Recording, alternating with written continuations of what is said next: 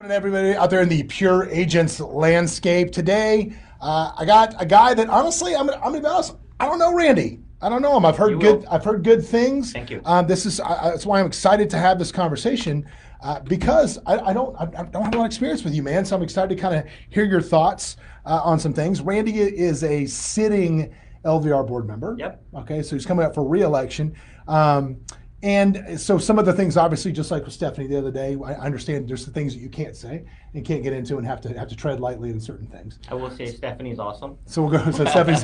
So there's a vote. There's another vote for Stephanie. We know at least one that's definitely coming besides mine, which is good.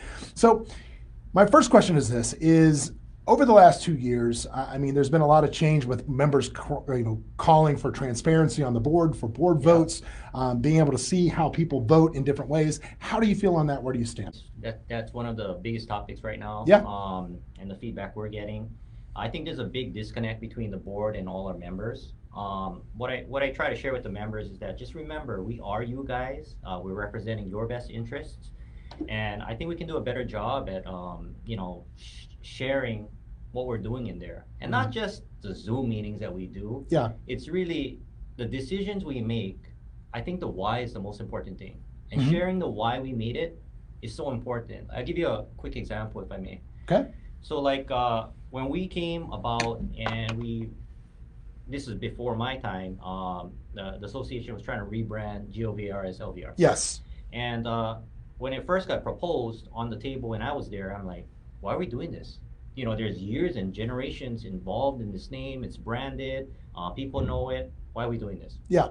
And then I heard the backstory and the whys and rebranding, and went along with marketing and exposing why realtors and why we are the right choice for the consumers.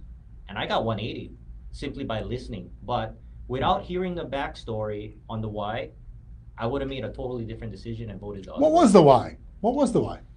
Well, I mean, I'd like to say that we're capable of change, and we're the same but improved, new and improved.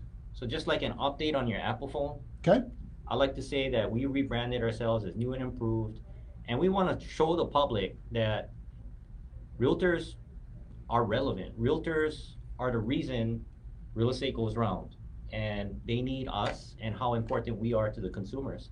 And just educating the public the difference between us and disruptors and why realtors are important was just part of the branding. And I come from a marketing background. That's what I'm passionate in. That's why I joined the board in the beginning, was basically marketing background. Well, it's basically now I love it. I love that. Disruptors, we educate the public, period. Do you think we're spending enough money educating the public, or do you think, what do you think we're doing there? Well, it's always hard on that topic, but no, I don't. I don't, I always look at return on investment as a businessman. Sure. And that's one of the most critical things in combating these disruptors, is letting them know who we are, what we're all about, what we do, and the difference between us and tech companies.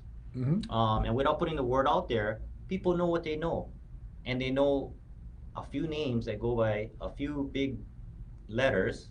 And then these companies middle us. Our consumers, our own buyers, when we represent them, they're checking those websites, checking a estimate of value from those websites, and then they call us. We're getting middled. Sure. That brings me to my question today. Because before we went on today, I said I kind of had a revelation yesterday. I'm getting set up here. No, I had a great conversation. All right. And my question is, do you know who this person is? Ready? The person's name is Bob Hale. Do you know who Bob Hale is? I'm unfamiliar. Unfamiliar with Bob Hale. And this is what I'm going to push for across the board to pure agents. This is my new agenda, is everybody on the board should be intimately involved, know about everything about Bob Hale. Who is Bob Hale? Bob Hale has been the president of the Houston Association of Realtors. I know who Bob Hale is. There we go. It's a big deal. Yeah, because I know what he's done. Bob's a pretty common name. I'll give you that one. Right. But after doing some research, I had a conversation yesterday with the chairman, which is effectively the president of the Houston Association of Realtors, and the president is essentially their CEO. Is what he is. That's so for verbiage structure. That's what they are. And I got to tell you, guys, they're winning. They are winning down there. The 900, this is the craziest thing. For those of you who don't know this, 100 markets in the United States, 100.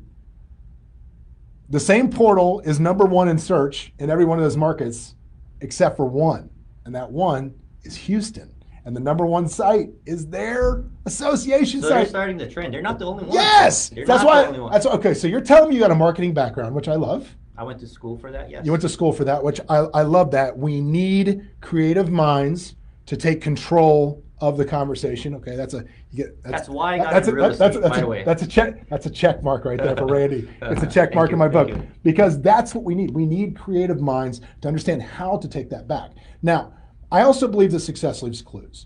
Do you think that the board of directors from the LVR should be investing time, energy, and money in replicating what they're doing in Houston? 100%.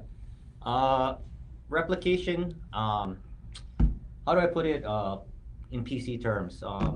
Not rip off and duplicate, but we know what's successful. Yes. And why wouldn't we do what's successful? And what I can tell you is the conversation I had yesterday with their chairman, their door's open.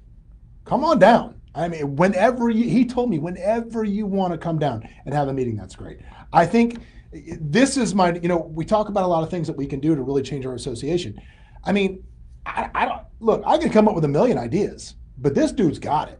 I mean, they're winning down there. Well, that idea has always been there, and you have two sides of the story. Yeah. However, they moved forward with one side of the story, and it's done well. I mean, at the end of the day, how are we going to combat these guys out there, right? These tech companies, and it's basically putting something out there that's easy and accurate. And what right now they have something that's easy, but it's not that accurate. We can outmaneuver them by putting the same easy process out there, but making it more accurate because it's coming from us. Agreed. The human element behind it. Agreed. Right? Agreed. If you had your way as a marketing person, Yeah. I know you're going to probably say 100%, but legitimately, give me a percentage because I don't know what the marketing budget is. I haven't seen the budget for the GLVR. How much would you like to see the marketing budget increased at the GLVR to improve the imaging of agents through that? So we do have a budget and a reserve for that specific thing. But do you think it's ample? No. So how much would you like to see it increased? We had this talk with Shane Wynn and over at Urban Nest, and we did a calculation. And if every agent put in $100, we came up with $1.4 or $1.5 million in budget. To me, that's invaluable, and I don't know what the exact number is, but I just know that it will take money to accomplish what we want to accomplish. And Agreed. It's not just the technology. It's educating the public that the technology is there, which is just as important. So having the nice and shiny tool is great, but if no one knows about it, what's the use of it, right? So we have to let the world know we have this, it's easy and it's accurate, right? That's the message. And that's where the marketing comes in. Got it. But with that, I'd say at least $1 million to start. Okay. And that money, the return on investment is, I would say, 1,000-fold. Do you think there's places in the existing budget, because we don't want to talk about raising dues. Gosh, man, I'm trying to get you elected here. No. I'm not talking We don't want to talk about that. We're not talking about raising dues. I was just giving an example. Yeah, I got it. Is there places in the budget where you think we could cut things and reallocate those funds towards marketing? It is, and that's a controversial topic because we have a lot of things that we can maneuver.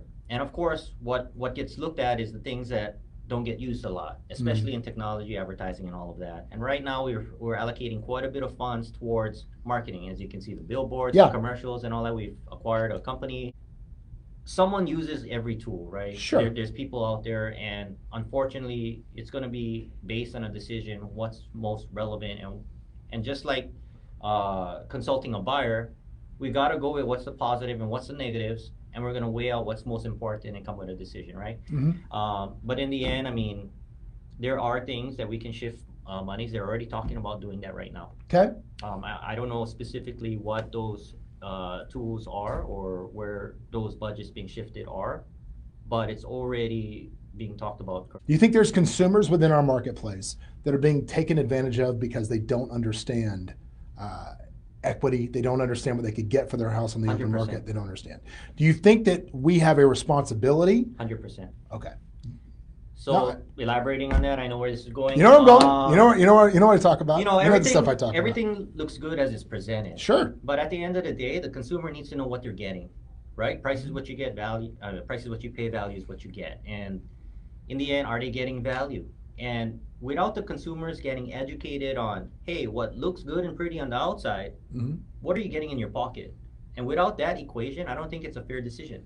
And I'm okay with people coming in and competing with us in that in our market space for buyers, which by the It's way, fair. Yeah, it's fair. You can say that. they took 20% of our market, by the way. But with that, it's fair. But what's not fair is that the consumers need to know what they're paying and the difference between us and our competition, right? How do we level the playing field? Because this is a tough question. Yeah. I know you're not going to go down the antitrust slide with me. I'm going to take a step Okay, back, yeah. but here's the deal.